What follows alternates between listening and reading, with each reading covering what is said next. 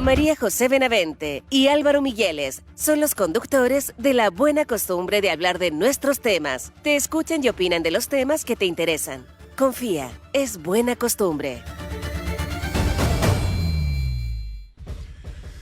Oye, vamos entonces con la cuenta pública. Análisis de la cuenta pública centrada en seguridad y también en el programa de gobierno. El esfuerzo del presidente por tomar el control de la agenda. Sí. Ese podría ser el titular que a mí se me ocurre ponerle a esta cuenta pública del día de ayer. Vamos a ver qué piensa Francisco Lucero, sociólogo, magíster en política y gobierno. Francisco, muy buenos días.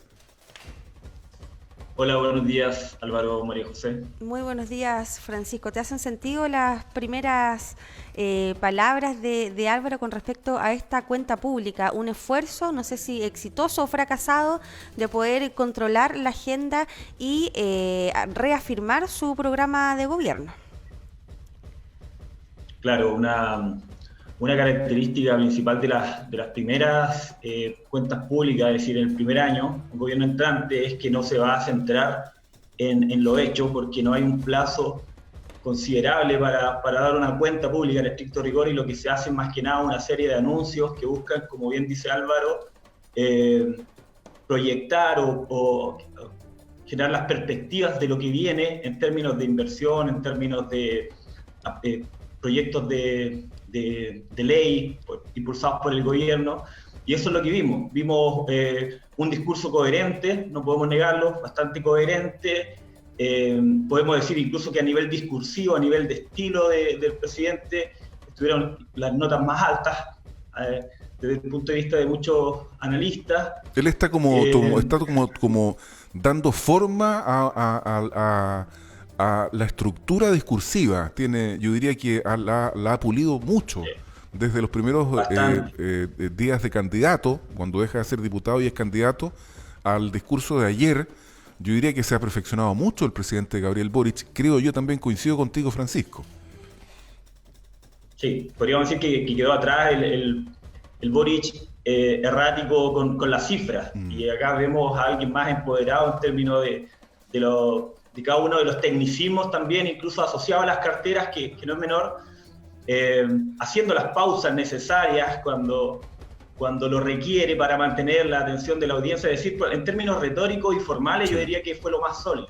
Y eso es lo que lo posiciona quizás como quien podría estar en este momento, a raíz de esta cuenta pública, arrastrando la imagen del gobierno y del gabinete, que estaba algo alicaída desde algunos puntos más bajos, como principalmente en interior.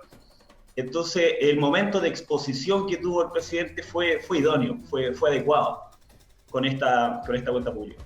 Sí, el gobierno tiene un fuerte, yo le digo, capital social centrado en la figura del Ejecutivo, en la figura del presidente. Eso en campaña electoral es algo muy bienvenido, ¿verdad? Porque obviamente no se centra el voto en el proyecto político, sino que en la figura del presidente. Pero una vez ya, habiendo ganado la elección, esto también se transforma en un gran hierro, en un gran peso, porque justamente cuando el presidente no está mucho frente a las pantallas, no está mucho con esta capacidad también de oración que tiene el presidente discursiva, el gobierno empieza a flaquear un poquito. Yo encuentro que acá finalmente se rompe un poquito esa decadencia que se empezaba a mostrar en las encuestas, y podría ya empezar a repuntar. Este podría ser un punto de inflexión, no sé o no. ¿Qué te parece a ti, Francisco? Porque el presidente del Senado, Álvaro Elizalde,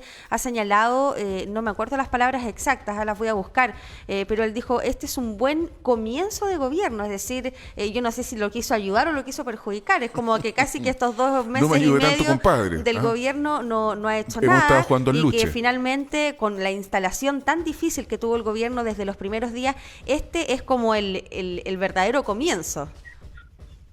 Claro.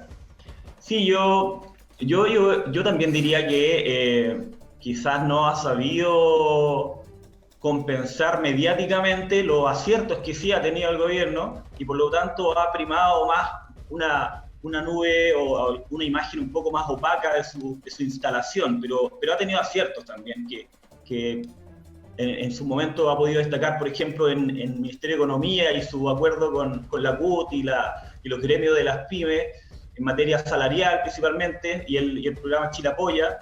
Y por otro lado, la reciente aprobación del acuerdo de Escazú. Entonces, veíamos también ayer al presidente tratando de consolidar estos puentes, es decir, por una parte agradeciendo que se haya aprobado recientemente, ratificado el acuerdo de Escazú, pero por otra parte invitándolos permanentemente a aprobar los próximos proyectos de ley, de los cuales hizo bastantes anuncios en las distintas carteras.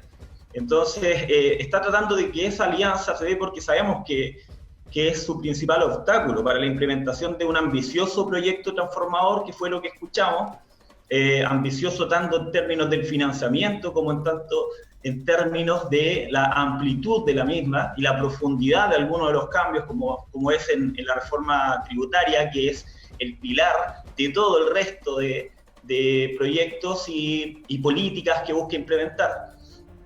Pero sí, yo coincido contigo en que el momento de exposición del presidente efectivamente debiese en algún momento en la encuesta repuntar, al menos provisoriamente, si es que este consenso de que fue una buena cuenta es así. Francisco, a mí me llamó la atención, disculpa que me meta, pero me llamó la atención una intervención que hizo la presidenta de la Democracia Cristiana. No es la presidenta de la Democracia Cristiana, me equivoqué, Jimena Rincón, la senadora de la Democracia Cristiana, expresidenta del Senado, claro. Y también el jefe de bancada, nuestro diputado aquí por el Distrito 20, Eric Aedo.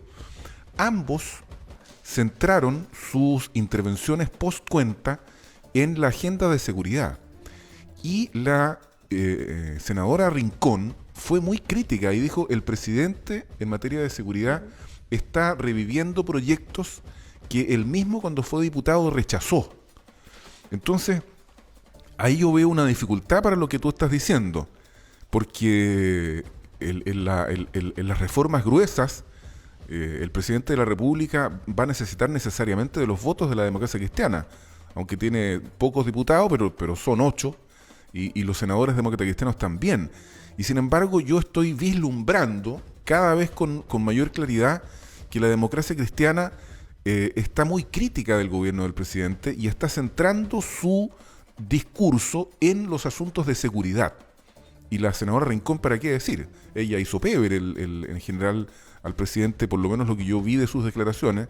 Puede que haya sido más generosa en otras declaraciones que no fueron difundidas, pero fue muy crítica con el presidente, Francisco.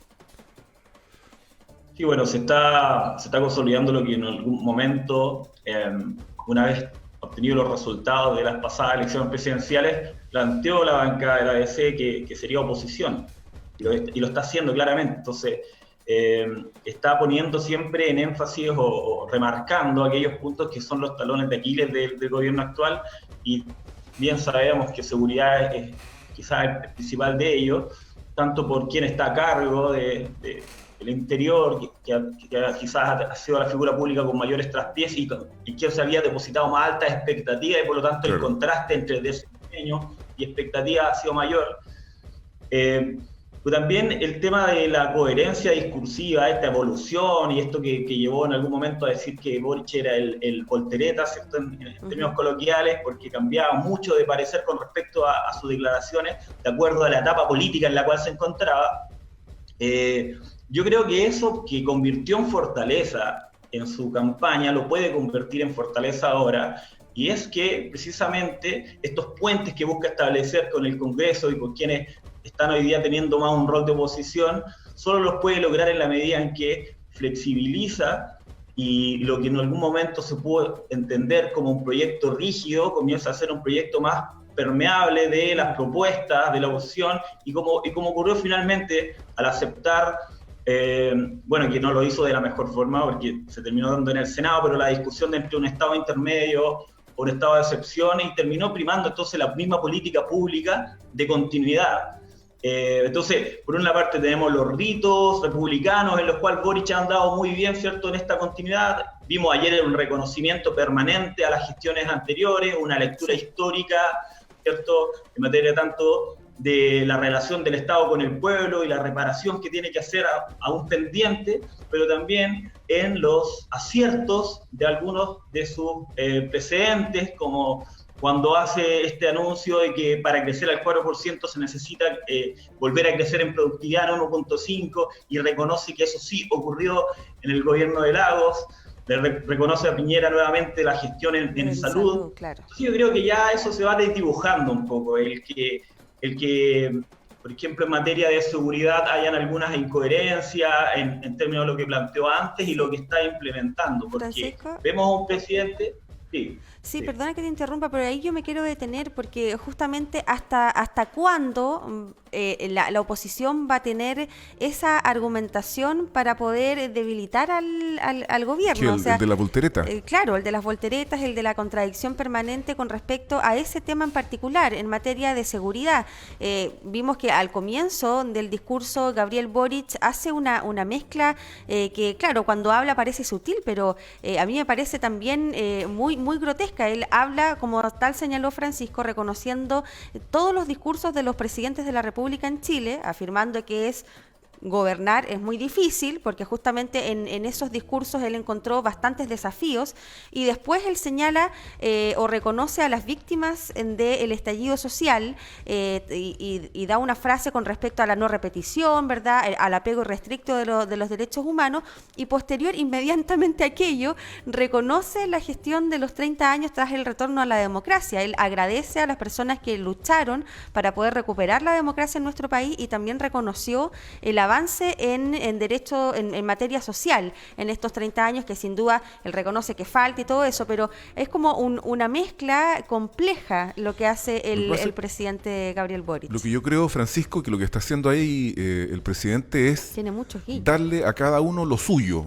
como la más elemental definición de justicia, darle a cada uno lo suyo, a cada uno lo que le corresponde. Todos aportaron. Ese yo creo que finalmente es el resumen de este paseo que hizo el presidente, incluso histórico. Habló de que había leído desde Prieto en adelante los discursos de cuentas públicas, digamos. Sí. Yo creo que eso lo hace bastante bien. El gobierno ya entendió que ahí tiene un líder mediático, tiene un líder discursivo.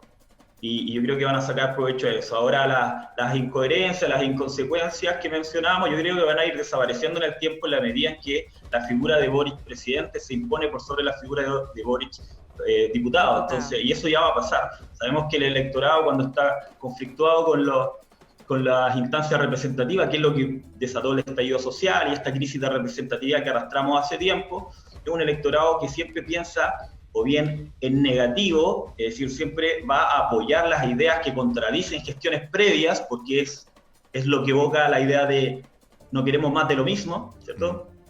Queremos cambios reales, etcétera. Pero también es un electorado o una ciudadanía que es relativamente más abierta o más presentista, por otro lado, más presentista, es decir, va a estar pendiente de la versión actual del político, no va a estar pendiente de lo que el político hizo durante 10 décadas. Eso lo que hace, eso lo logra hacer la comunicación política. Cuando es efectiva, logra recordar algún error político, algún traspié de 5 o 10 años cuando lo encuentre, para opacar un buen desempeño presente. Entonces incluso puede ser hasta un buen indicador del desempeño de un político en su presente, el que se esté recalcando permanentemente lo que hizo mal en 4 o 3 años atrás. Y eso yo creo que ese argumento se va a agotar en determinado momento. Estamos en un momento en que hay sobrecarga, yo diría, cognitiva a nivel político. Es decir, hay mucha información, mucho proceso en marcha, mucho cambio en marcha. Está el proceso constituyente y de hecho por algún momento logra opacar el proceso constituyente lo que ocurre a nivel de gobierno. Y el gobierno se logra reposicionar con esta cuenta pública para ponerse en el centro de la agenda. Pero sabemos también que la ciudadanía tiende a asociar estos dos procesos con un mismo signo. Entonces, si al gobierno le va bien, probablemente a la Constitución, al borrador constitucional le vaya bien. Si al gobierno le va mal, también es probablemente que esos parámetros, esas encuestas estén en determinado, esos barómetros estén sincronizados en cierto punto. y el gobierno lo sabe, No hubo ninguna alusión explícita ayer en la cuenta pública al proceso constituyente ni al órgano redactor, no fue explícita.